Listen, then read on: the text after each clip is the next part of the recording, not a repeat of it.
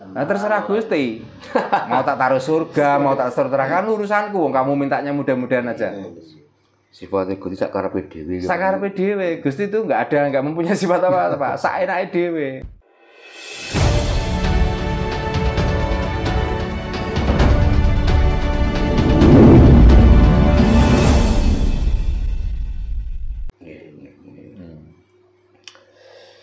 Media ketika kita berdoa itu kan banyak Pak. Nggih. Kadang ada yang berdoa itu harus pakai pengeras suara gitu, biar semuanya dengar gitu.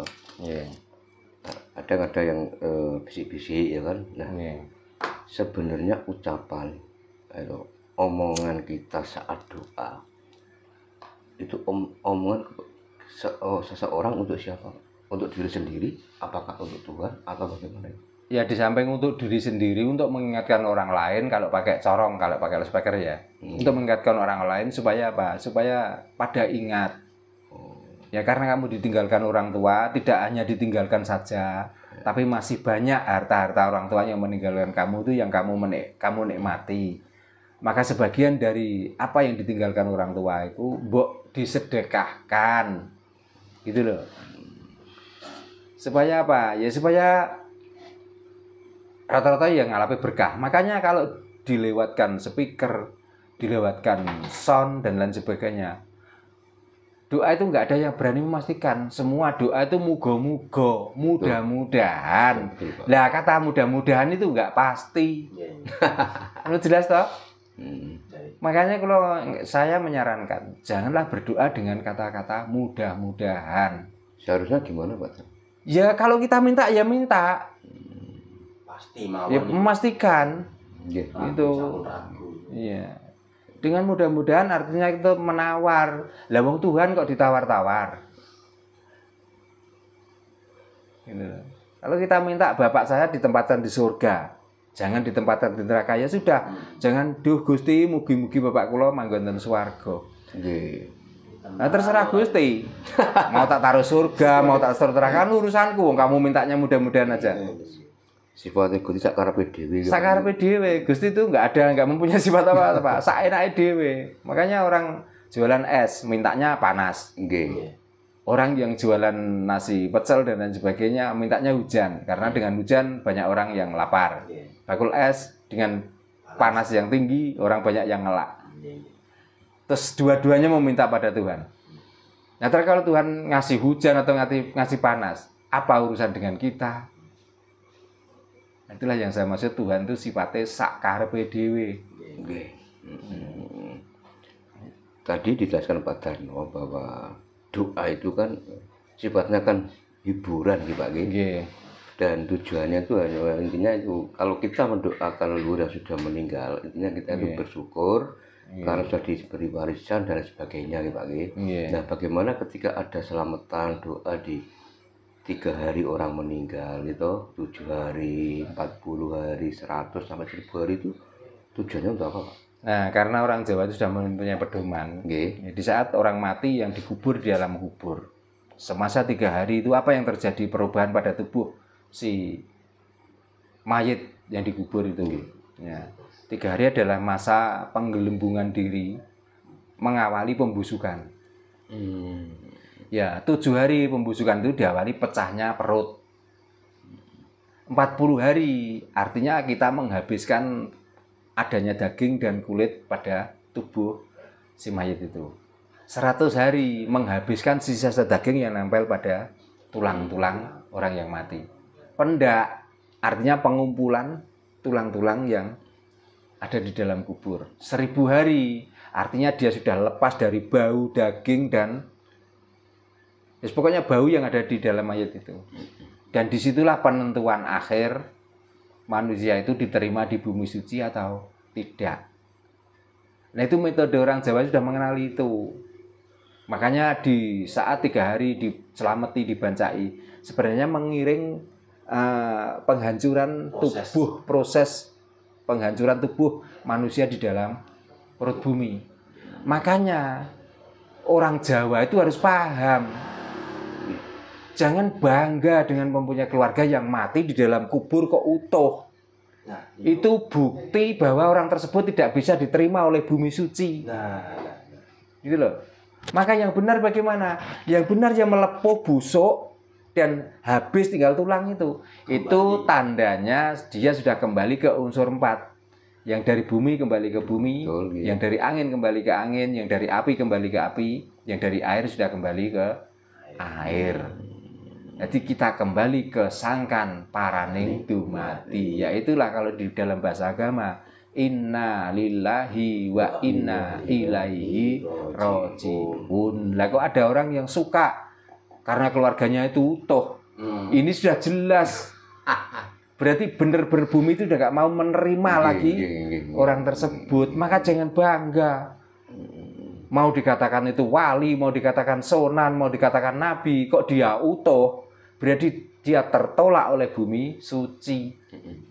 Bumi saja menolak, apalagi surganya. Pak. Gitu dong. Berarti nggak dapat surga, dapatnya sualego.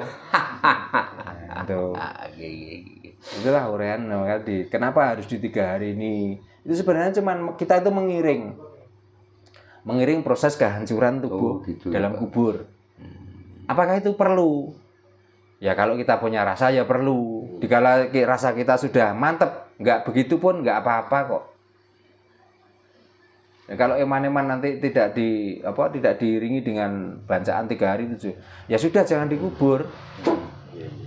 Di hari keras saja, jadi tiap hari bisa melihat. Nah gitu loh.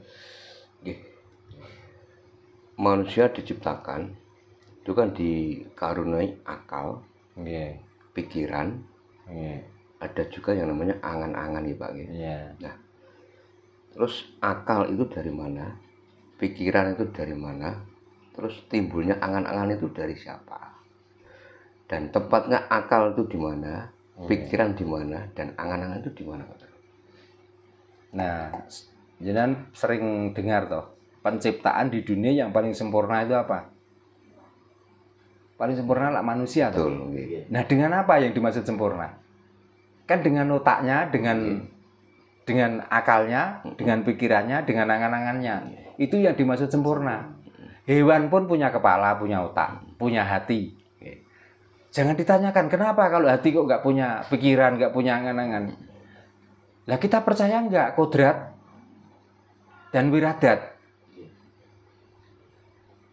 Jadi kalau kita sudah percaya dengan kodrat dan wiradat, kalau ini dicari kebenarannya dari mana, itu terjadi dengan sendiri tanpa kita sengaja. Gitu loh.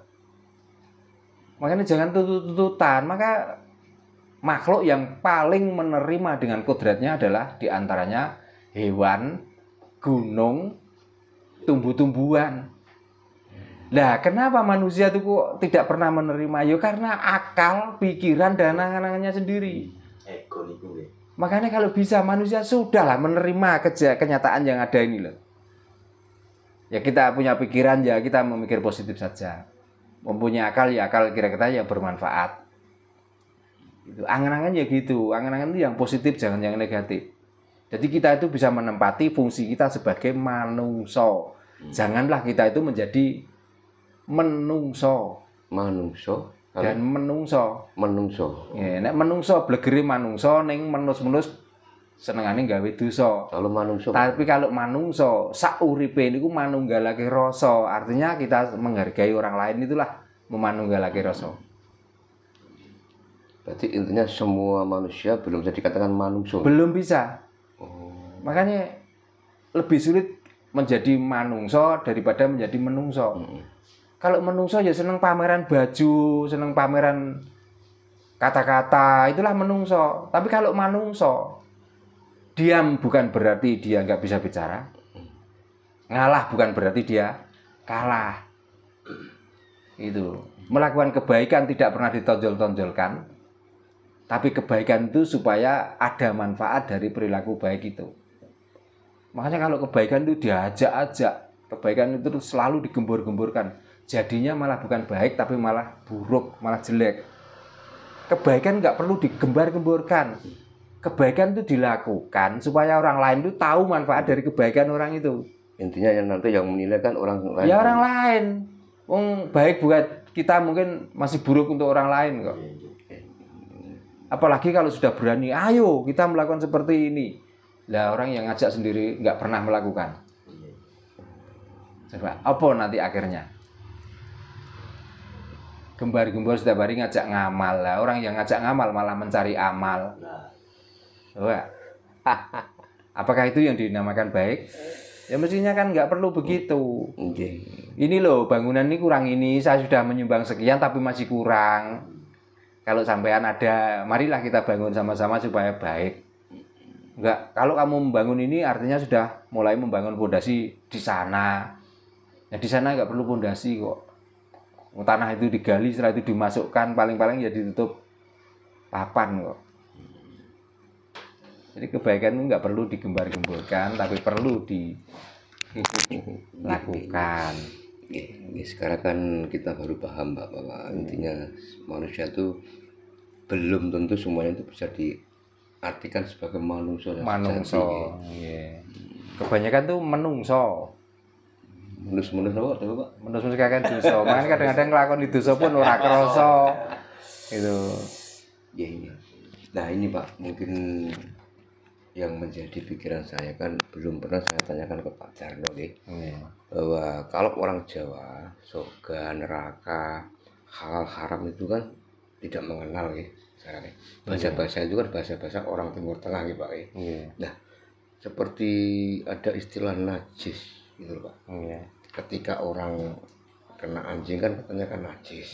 Jadi kita harus melakukan ritual untuk pembersihan kan. Nah itu kalau menurut pemahaman Jawa istilah najis sendiri itu apa Pak Jarno? Saya ulangi lagi ya, Jawa itu sebenarnya bukan suku, tapi Jawa adalah perilaku.